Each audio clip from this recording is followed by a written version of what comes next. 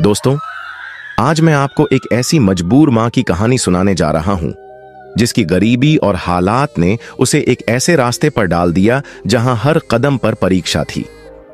जब इज्जत और जरूरत के बीच संघर्ष हो, तब इंसान की परीक्षा असल में शुरू होती है। यह कहानी है एक ऐसी मां की जिसके बच्चे ईद के लिए नए जूते मांग रहे थे, मगर उसके पास देने के लिए कुछ भी नहीं था।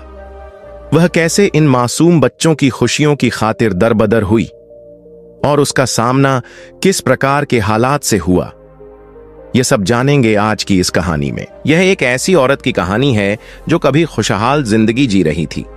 उसका पति था, घर था, बच्चे थे, खुशियां थीं। न खाने पीने की चिंता, न पहनने ओढ़ने की परेशानी। अगर बच्चों को कोई चीज चाहिए होती तो बाप तुरंत ला देता और मां भी खुश रहती थी। लेकिन वक्त कभी एक जैसा नहीं रहता। अचानक एक दिन उसके पति का निधन हो गया और उसकी जिंदगी का सुकून हमेशा के लिए खत्म हो गया। शुरुआत में तो वह पति की छोड़ी हुई थोड़ी बहुत रकम से घर का खर्च चलाती रही, मगर जब वो पैसे भी खत्म हो गए तो हकीकत की तलखी ने उसका जीना मुश्किल कर दिया। कभी माँ बाप के दरवाजे पर जाती, कभी भाइयों के पास और कभी सास ससुर से मदद मांगती, मगर हर जगह से मायूसी ही हाथ आती। आखिरकार वह लोगों के घरों में काम करने लगी। किसी के बर्तन धोती, किसी के कपड़े, किसी के फर्श साफ करती, ताकि बच्चों को कम से कम खाने के लिए कुछ मिल सके। मगर बच्चों की सिर्फ रोटी से तसल्ली नहीं होती। जब ईद करीब आई तो बच्चों की जिद शुरू हो गई। अम्मी, हमें नए जूते लेकर दो। हमारे दोस्तों ने तो खरीद लिए हैं। पिछली बार भी हमें नए जूते नहीं मिले थे। बच्चों को क्या मालूम था कि उनकी मां किस तकलीफ से गुजर रही है। वे तो बस अपनी जिद कर रहे थे, खुशियां मांग रहे थे। और एक मां अपने बच्चों की खुशियों के लिए कुछ भी करने को तैयार हो जाती है। उसने दिल ही दिल में फैसला कर लिया कि इस बार अपने बच्चों को जरूर नए जूते लेकर देगी, चाहे कुछ भी करना पड़े। वह एक बार फिर अपने रिश्तेदारों के पास गई, मगर हर दरवाजा बंद था। किसी ने कहा, हम खुद मुश्किल में हैं, तो किसी ने बहाना बना दिया। सास ससुर ने तो यहां तक कह दिया, तुम्हारी जिंदगी मुश्किल हो गई है तो दूसरी शादी कर लो। कोई अच्छा मर्द मिल जाएगा जो तुम्हारी और बच्चों की कफालत करेगा। यह सुनकर वह औरत कांप गई। शायद वह शादी कर भी लेती अगर सिर्फ अपनी खुशी का सोचती, मगर उसे अपने बच्चों की फिक्र थी। जो शख्स मेरे बच्चों का बाप नहीं होगा, वह उन्हें बाप का प्यार कैसे देगा। उसने सोचा और फैसला कर लिया कि वह खुद हर तकलीफ सह लेगी, मगर अपने बच्चों को किसी सौतेले बाप के रहमोकरम पर नहीं छोड़ेगी। उसे समझ नहीं आ रहा था कि अब क्या करे।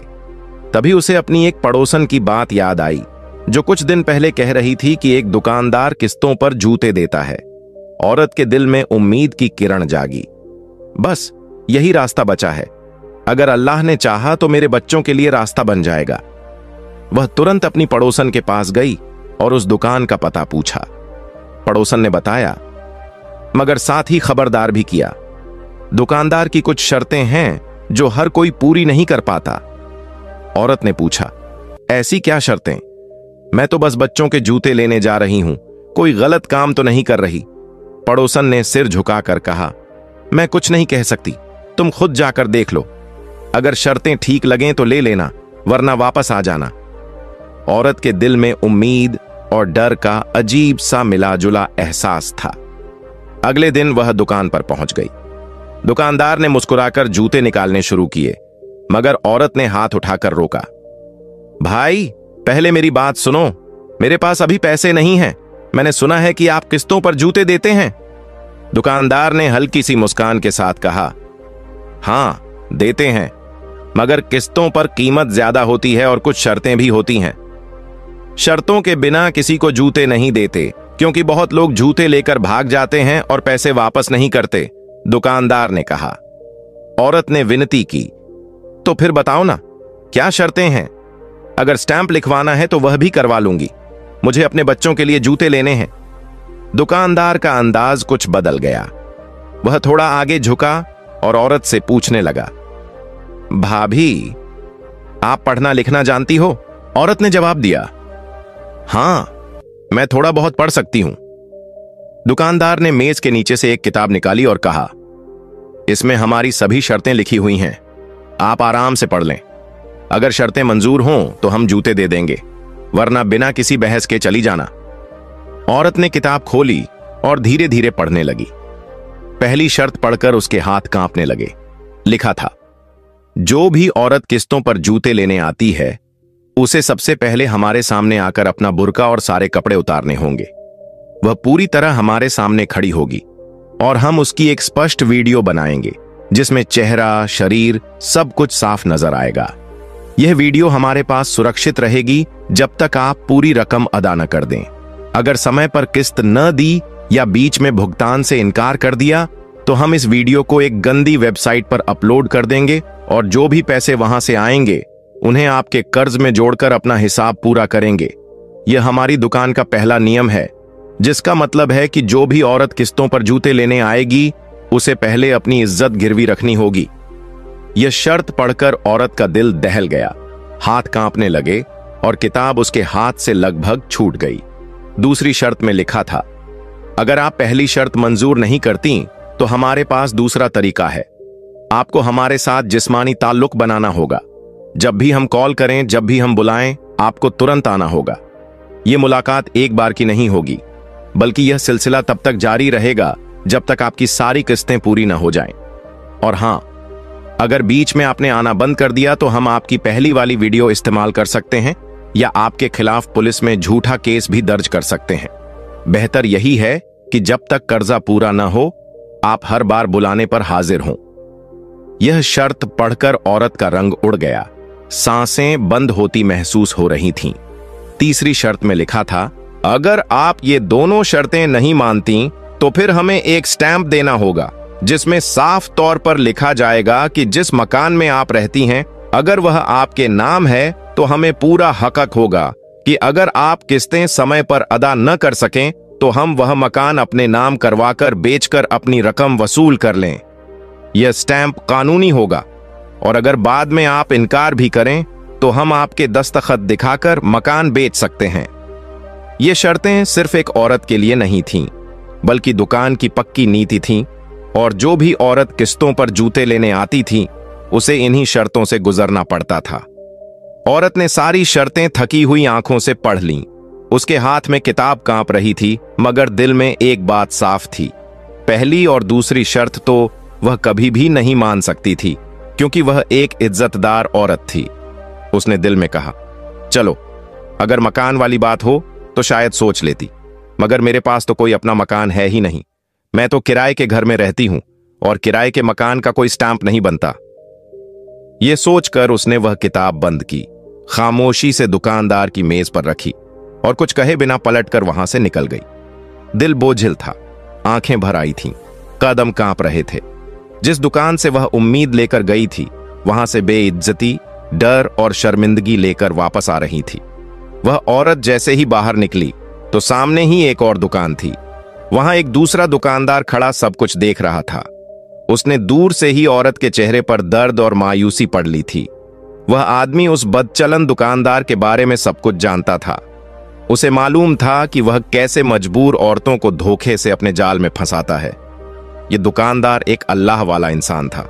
उसने दिल में सोचा, यह औरत किसी गलत काम के लिए तैयार नहीं, बस मजबूरी से लड़ रही है।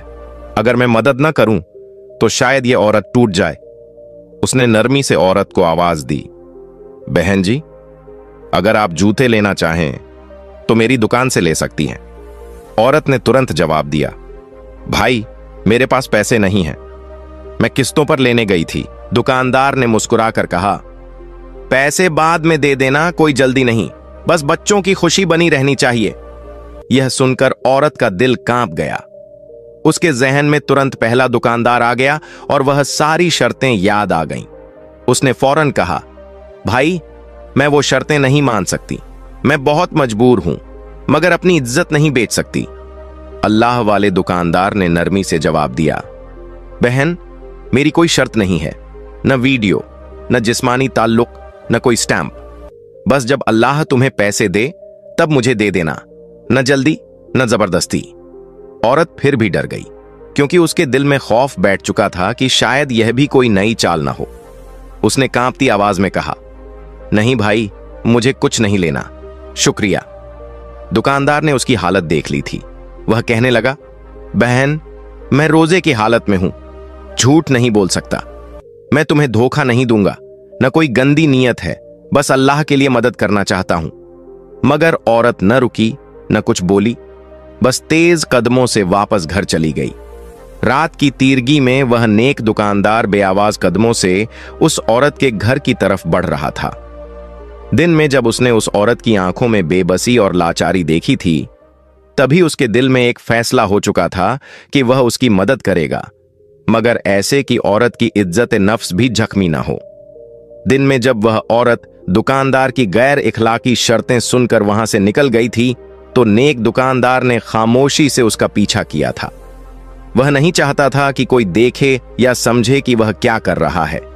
उसका मकसद सिर्फ यह था कि वह जान सके कि यह मजबूर औरत कहां रहती है, ताकि वह उसकी मदद कर सके। वह औरत जैसे ही अपने घर के अंदर दाखिल हुई, दुकानदार ने गौर से उसके मकान को देख लिया और बिना किसी को बताए वापस अपनी दुकान पर चला गया।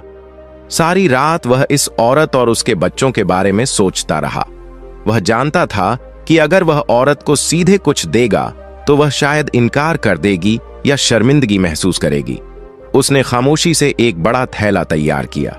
उसमें बच्चों के जूते, कपड़े और कुछ खाने पीने का सामान रखा। वह चाहता था कि यह औरत न सिर्फ अपने बच्चों के लिए जूते और कपड़े ले सके, बल्कि कुछ दिनों तक भूखी भी न रहे। रात के आखिरी पहर जब गलियां सुनसान हो चुकी थीं, वह दुकानदार खामोशी से उस औरत के घर के दरवाजे के करीब पहुंचा। उसने इधर उधर देखा कि कहीं कोई देख तो नहीं रहा। जब उसे यकीन हो गया कि कोई आसपास नहीं है, तो उसने धीरे से थैला दरवाजे के पास रखा और फिर दरवाजे के नीचे से एक छोटा सा खत भी डाल दिया। खत में सिर्फ कुछ अल्फाज लिखे थे, अल्लाह ने तुम्हारी सुनी है, यह उसका रिज्क है, इज्जत से कबूल कर लेना। फिर वह बिना कोई निशान छोड़े खामोशी से वहां से चला गया। उसके दिल में एक सुकून था, एक खुशी थी कि उसने किसी की मदद की, मगर ऐसे कि किसी की इज्जत नफ्स पर कोई आंच ना आए। सुबह जब औरत की आंख खुली और वह घर के आंगन में आई, तो दरवाजे के पास रखा थैला देखकर हैरान रह गई। उसने जल्दी से उसे खोला और जब अंदर जूते, कपड़े और राशन देखा, तो उसकी आंखों से बेइख्तियार आंसू बहने लगे। वह समझ चुकी थी कि यह किसी ऐसे शख्स की मदद है जो उसकी मजबूरी से फायदा नहीं उठाना चाहता, बल्कि वाकई अल्लाह की रजा के लिए मदद कर रहा है। वह सजदे में गिरकर रोने लगी, ऐ अल्लाह, तू वाकई सब देखता है, तू वाकई दिलों के हाल जानता है, तूने मेरी सुनी। रात को जब वह औरत जान माज बिछाकर बैठी, तो आंखों में आंसू थे, दिल पर एक अजीब बोझ था। उसने दुआ मांगी, ऐ मेरे अल्लाह, तू सब जानता है, मेरी हालत भी, मेरी मजबूरियां भी। अगर तू चाहे तो रास्ते खोल सकता है, तू चाहे तो मदद कर सकता है। इस कहानी का सबक, मॉरल, यह है कि मजबूरी और गरीबी के बावजूद भी इंसान को अपनी इज्जत और नैतिक मूल्यों से समझौता नहीं करना चाहिए। अल्लाह ताला हर मुश्किल में छुपा हुआ कोई न कोई रास्ता जरूर निकालता है, बशर्ते कि इंसान सब्र और ईमानदारी से अपनी परीक्षा का सामना करे। अड्डा मुख्य सबक 1, आत्मसम्मान की रक्षा। औरत ने दुकानदार की अनैतिक शर्तों को ठुकरा दिया, भले ही उसके बच्चों की ख्वाहिशें पूरी न हो सकीं। यह दिखाता है कि आर्थिक मजबूरियां चाहे कितनी भी गंभीर क्यों ना हो, इज्जत और स्वाभिमान से कोई समझौता नहीं करना चाहिए। 2, अल्लाह पर भरोसा। जब इंसान अपनी पूरी कोशिश कर ले और फिर भी कोई रास्ता न मिले, तो अल्लाह ताला अपने बंदे की मदद के लिए नए रास्ते खोल देता है, अक्सर ऐसे तरीकों से जो इंसान के ख्याल में भी नहीं होते। 3, बेनाम मदद। नेक दुकानदार ने बिना नाम लिए मदद की, जो समाज सुधार का सबक देती है। एहसान करते समय दूसरों के स्वाभिमान का ख्याल रखना चाहिए। 4, सब्र का फल। औरत के सब्र और दृढ़ता ने आखिरकार उसे बेइज्जती से बचा लिया और उसके बच्चों की ख्वाहिशें पूरी हुईं। अल्लाह के लिए जो चीज छोड़ दोगे, वह उससे बेहतर चीज से बदल देगा। यह कहानी हमें याद दिलाती है कि हलाल की तलाश में उठाई गई तकलीफें हराम की अस्थायी आसानी से बेहतर होती हैं।